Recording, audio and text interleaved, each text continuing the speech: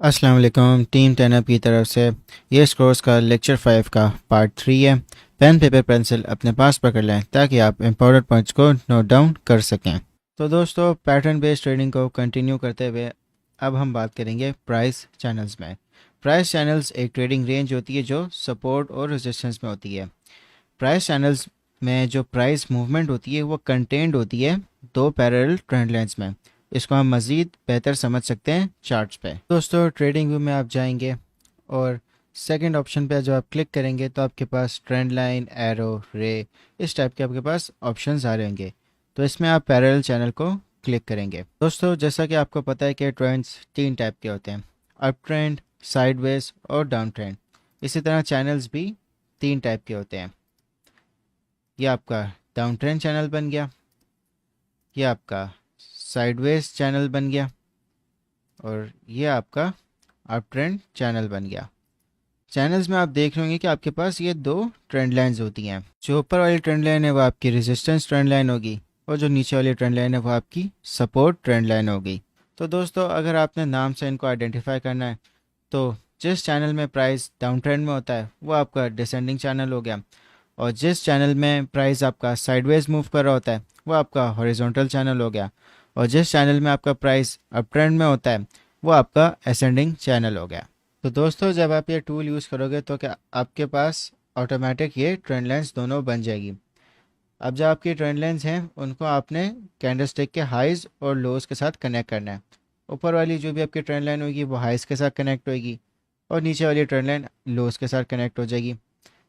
एक चीज़ आपने नोट करनी कि अगर आपकी ट्रेंड लाइन में प्राइस एक्शन के दो टचेस हो रहे हैं तो आपकी जो ट्रेंड लाइन है वो वैलिड है। अगर थर्ड टच भी हो जाता है तो आपकी ट्रेंड लाइन काफ़ी स्ट्रांग हो जाएगी। दोस्तों, अब बात करते हैं कि हम कैसे कंफर्म करेंगे कि आज जो आपने चैनल बनाया है क्या वो वैलिड है। सबसे पहले आप ये कंफर्म करें कि जो दोनों ट्रेंड लाइंस हैं क्या वो एक दूसरे की पैरेलल हैं। वो आप इस टूल के थ्रू कर सकते हो या आप मैनुअली भी ट्रेंड लाइंस बना सकते हो। और दूसरी चीज़ ये है कि इन दोनों के लाइंस के बीच में फासला होना चाहिए। और तीसरी चीज़ ये है कि जो प्राइस एक्शन है उसमें एटलीस्ट आपके पास दो पीक होने चाहिए, यानी कि जो प्राइस एक्शन है वो आपकी अपर ट्रेंड लाइन को हिट कर रहा है। जैसे कि ये इसकी एक पहली पीक हो गई, ये इसकी दूसरी पीक हो गई। इस तरह दो पीक्स की आपके पास कंफर्मेशन होनी चाहिए। और जो लास्ट चीज़ ये है कि जो टचेस हैं इनके बीच में एक अच्छी स्पेस होनी चाहिए। चलें, अभी हमारे पास कंफर्मेशन भी हो गई है तो अब हम रियल चार्ट्स पर जाते हैं और आइडेंटिफाई करते हैं तीनों पैरेलल चैनल्स को। तो दोस्तों, जैसा कि आप देख सकते हो कि यहाँ पे आपको एक साइडवेज मूवमेंट नज़र आ रही है, तो एक हॉरिजॉन्टल चैनल बन रहा है। आपको इतनी प्रैक्टिस करनी है कि जैसे ही आप प्राइस एक्शन को देखो तो आप समझ जाओगे कौन सा पैटर्न बन रहा है। तो ये प्रैक्टिस के साथ आपके साथ बेहतर हो जाएगा। आपने पैरेलल चैनल टूल पे क्लिक किया या आप इसको खुद भी सपोर्ट रेजिस्टेंस लाइंस के थ्रू बना सकते हो। तो आप देख रहे हो कि यहाँ पे एक टच, दूसरा टच और यहाँ पे तीसरा टच और यहाँ पे एक फोर्थ टच। तो आप यहाँ से एक रेजिस्टेंस लाइन आपकी ये बन गई चैनल की, और फिर जो आपको जहाँ पॉइंट सपोर्ट पे मिल रहे हैं वहाँ पे आपने सपोर्ट लाइन भी बन गई। तो ये आपका हॉरिजॉन्टल चैनल बन गया। इस केस में दोस्तों, अगर आप देखें तो एक डिसेंडिंग चैनल बन रहा है क्योंकि एक डाउन ट्रेंड चल रहा है। तो आपने ट्रेंड लाइंस बनाई, ये आपका फर्स्ट टच, सेकंड टच, ये आपका थर्ड टच। और जितना बेहतर आपका ट्रेंड लाइन बन सकती है उस हिसाब से आप बना दें। तो यहाँ पे आपका फर्स्ट टच हो गया, यहाँ पे आपका सेकंड टच हो गया और इसी तरह यहाँ पे आपका थर्ड टच भी हो गया। मगर आप देख सकते हैं कि ये कुछ फेक आउट्स होते हैं, मगर ये इतना मैटर नहीं करते हैं। अगर ये बहुत ज़्यादा आपको नज़र आ रहे हैं तो ये आपकी ट्रेंड लाइन सही नहीं है। तो एक दो बार भी अगर आपको नज़र आ जाए तो मसला नहीं है, एज लॉन्ग एज कि ये आपके चैनल में ये प्राइस एक्शन कंटेंट है। और दोस्तों, जैसा कि आप देख सकते हो कि एक अप ट्रेंड चल रहा है तो यहाँ पे एक असेंडिंग चैनल बन रहा है। ये आपकी अप ट्रेंड की लाइन हो गई और यहाँ पे आपकी सपोर्ट लाइन भी बन गई। तो आप देख सकते हो कि यहाँ पे फर्स्ट टच है, फिर सेकंड टच है, फिर थर्ड और यहाँ फोर्थ। उसी तरह सपोर्ट पे आपका first touch, second touch, third touch और फोर्थ टच। ये आपका असेंडिंग चैनल बन गया।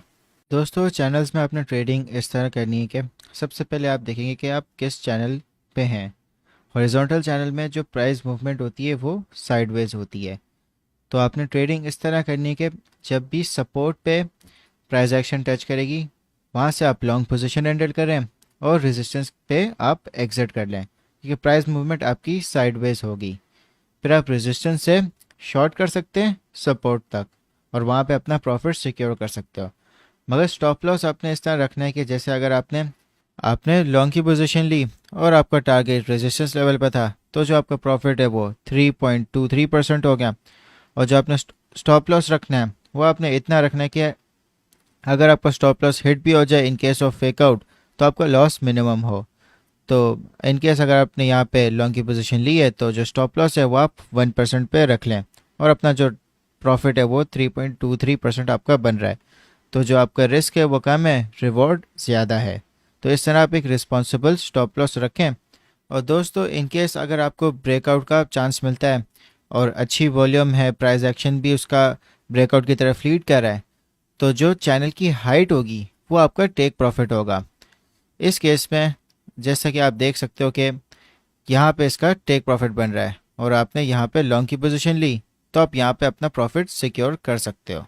तो दोस्तों ये सारी बातें थी चैनल्स के बारे में।